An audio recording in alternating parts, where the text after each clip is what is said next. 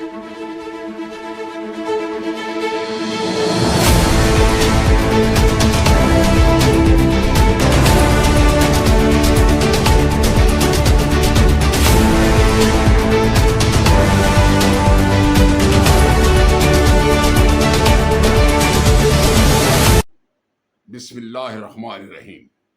दोस्तों अस्सलाम वालेकुम। आप खैरियत से होंगे। पाकिस्तान और पाकिस्तान के बाहर के हालात जो हैं वो तो आपकी नज़र में है।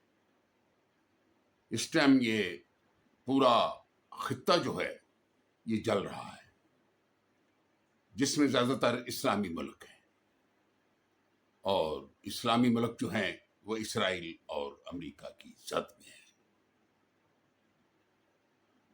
और जब इन दो मुल्कों ने ईरान पे हमला किया है, ईरान के मासूम लोगों को मारा है, वहां दहशतगर्दी की है, ये आलमी दहशतगर्दी है, ये जुल्म है, जबर है, और उस सदी में जबकि पूरी दुनिया आजाद है।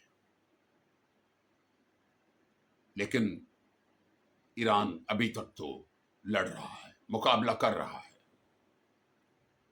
ईरान ने भी इसराइल को तहस नहस कर दिया है, जबकि ईरान के पास न तो इस्लामी दुनिया से कोई मदद है, न किसी और मुल्क से कोई मदद है। वो अपने वसाइल में रहते हुए जंग लड़ रहे हैं, और इस जंग की वजह से अमेरिका और इसराइल बहुत परेशान है।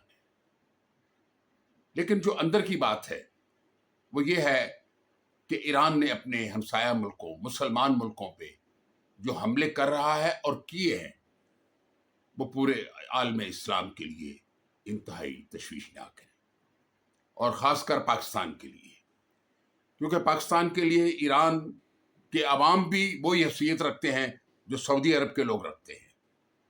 ये सब मुसलमान हैं, और मुसलमानों का हया करना चाहिए। इस जंग को महदूद करें, इस जंग को फैलाने की कोशिश मत करें, वरना इसमें इसराइल और ईसाइयों का कोई नुकसान नहीं होगा, यहूद और ईसाई का नुकसान नहीं होगा। इसमें हम मुसलमान मारे जाएंगे, मुसलमानों की तबाही होगी। इस पे ईरान को भी सोचना होगा और उनकी क़यादत को भी सोचना होगा।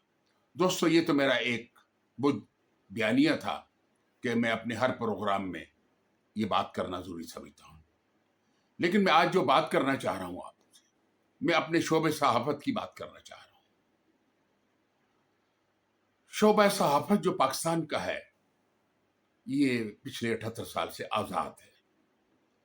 इन पे कोई ऐसी खास पाबंदियाँ कभी नहीं लगी कि जो लगी होंगी अयूब खान के ज़माने में या कुछ और दौर जो आए हैं। ज़िया-उल हक के दौर में कुछ सहाफ़ियों के साथ ज्यादती हुई थी। लेकिन मुझे ये आज बताएं, मैंने भी 50 साल सहाफ़त कर ली है, मैं भी इस कश्त में मौजूद हूँ। कभी सूखा, कभी गीला, कभी ठंडी हवाएं और कभी गर्म हवाएं, ये कलम के मजदूरों के साथ अब तक पाकिस्तान में होता रहा है और होता रहेगा।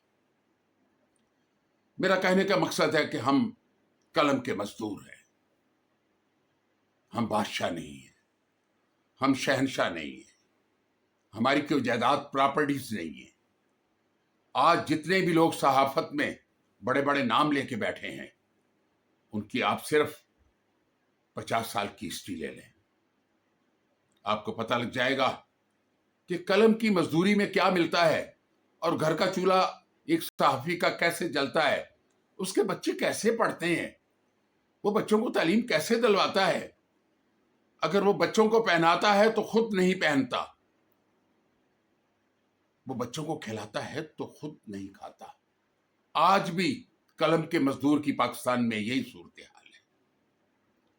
लेकिन कुछ लोग जो कलम के मजदूर कहलवाते थे, वो आज अदारों के मालिक हैं, अरबपति हैं, करोड़पति हैं।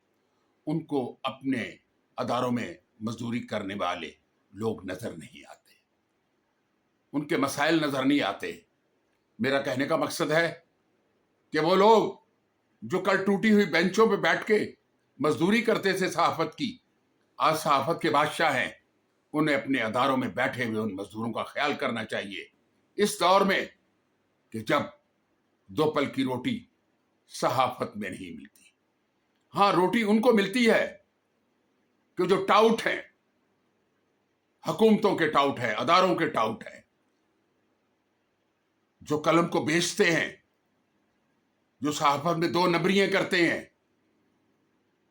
और जिन्होंने सहाफत को शाही महल्ले की लौंडी बना रखा है, उनके चूल्हे भी जलते हैं, उनके एकड़ों में घर भी होंगे, उनके बच्चे भी बाहर पढ़ रहे होंगे, उनके पास तमाम सहूलियात होंगी, लेकिन उनका भी पीछा देख लो वो क्या है।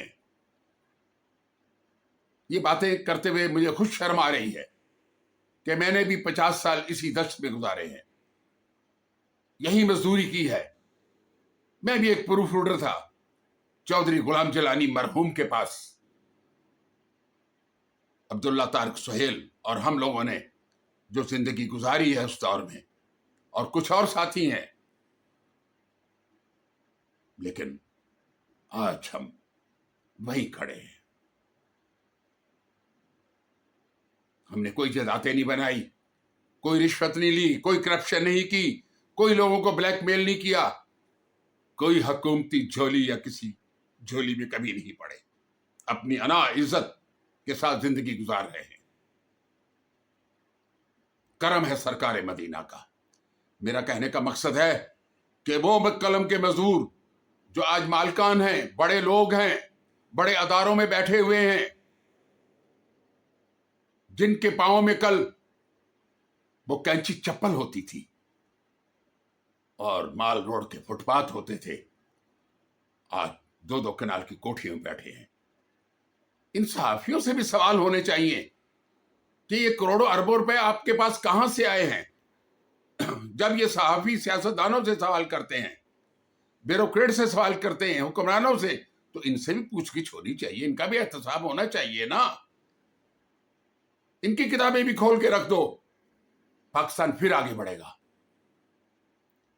वरना आज का सहाफी कलम का मजदूर नहीं है, वो दिहाड़ीबाज बन गया है। और वो जो दिहाड़ीबाज हैं वो अब बड़े बड़े लोग हैं, उनकी बड़ी दिहाड़ियां हैं, उन्हें सब अदारों से सब कुछ मिलता है। नहीं मिलता तो वो डेस्क पे बैठे हुए सब ऑडिटर को नहीं मिलता, वो मजदूर को नहीं मिलता। लेकिन देखिए, मैं तो ये कहूंगा कि यार सहाफत को सहाफत समझो। ये पेशा जो है ये बहुत अहम पेशा है, इसकी बड़ी हैसियत है, इसकी हैसियत को मत गवाओ। लेकिन नहीं, सहाफत में वो लोग घुस आए हैं जिनका सहाफत से कभी ताल्लुक नहीं रहा। मैंने बहुत सारे अदारों को निशानदेही की है कि यार ये फलां सहाफी कहां से आए हैं। आगे इनके बच्चे और औलादें, जो कोई वेल्डर है, अल्लाह अकबर, कोई मजदूरी कर रहा है, वो सब सहाफी हैं। उनको सहाफी कौन बना रहा है? हाँ, जिनका हक है उनको हक मिलना चाहिए। वो आज भी 40 साल पहले वाली जगह पे बैठे हुए लोग हैं।